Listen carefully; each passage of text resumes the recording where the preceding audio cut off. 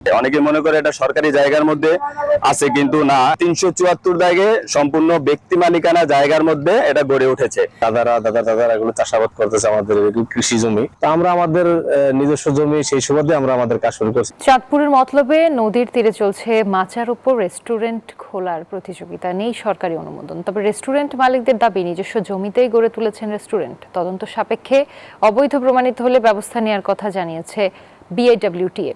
চাঁদপুর প্রতিনিধি Khokon কর্মকারের তথ্যচিত্রের desk report.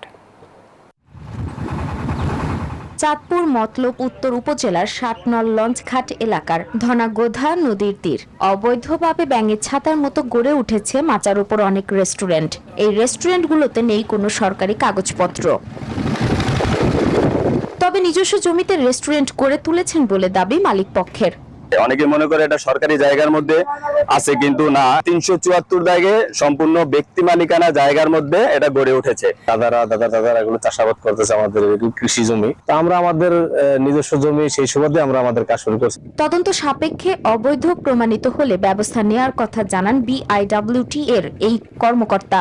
Local authority বলতে আমাদের থেকে কোনো অনুমতি নেই, আর আমি ওখান থেকে টিম পাঠাবো। যদিও আমাদের অবৈধ কিনা, অবৈধ হলে অবশ্যই আমরা বিধি মোতাবেক ব্যবস্থা গ্রহণ করব এবং লোকাল অথরিটির সাথে সমন্বয় করে।